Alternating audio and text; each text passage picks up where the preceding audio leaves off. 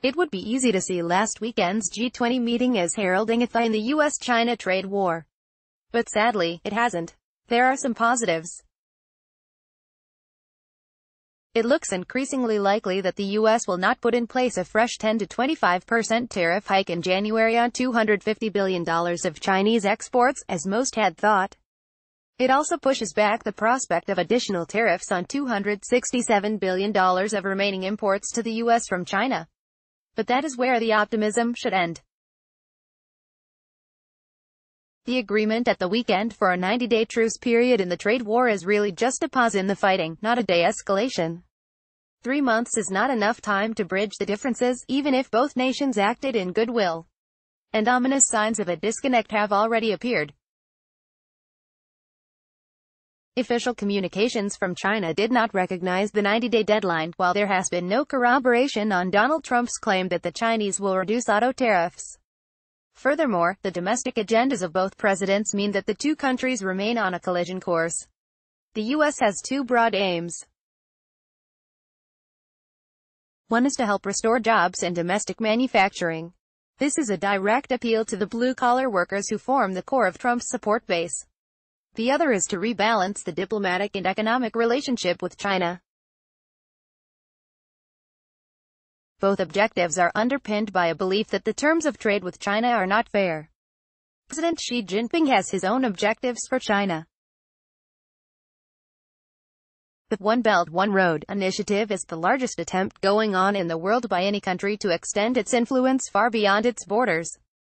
It has trade on Chinese terms at its very core. Meanwhile, China is pressing on with its Made in China 2025 initiative. The industrial policy is an ambitious attempt to expand its high-tech sector and establish an advanced manufacturing base. China's view is that this is a bold attempt to borrow from the industrial policies of other countries to establish the industries that will allow it to compete in a fast-evolving world economy. The U.S. sees it not only as a threat to U.S. companies, but also as a huge security risk. A trade war is the last thing the global economy needs. The medium-term outlook is already dim, with weak productivity growth, persistent global imbalances, rising financial vulnerabilities and income inequality. Trump is unlikely to change tack unless there is some domestic political backlash to his global agenda, a really disruptive bout of financial market volatility, or if U.S. growth hits the buffers. The midterm elections suggest that his domestic audience is relatively supportive of the more confrontational approach towards China. With 2 years of the presidency remaining, it is unlikely that he will seek to declare victory and move on. A slowdown in the U.S. economy would be more likely to force Trump to change his tune. However, the trade measures have yet to meaningfully bite U.S. growth, with the G20 deal simply a stay of execution. On Xi's side, at a broad strategic level, China does not want to be seen to concede to what it might regard as U.S. bullying tactics. However, a global downturn would complicate China's already difficult task of engineering a controlled slowdown in its economy. The problem is that few of its proposed concessions are likely to appease Trump's leadership team or his domestic audience.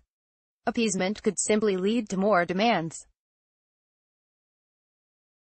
Without a resolution in sight, an economic slowdown may be inevitable.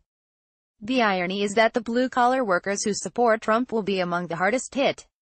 There are no winners in trade wars, only compromises. Sadly, we cannot expect many of these soon.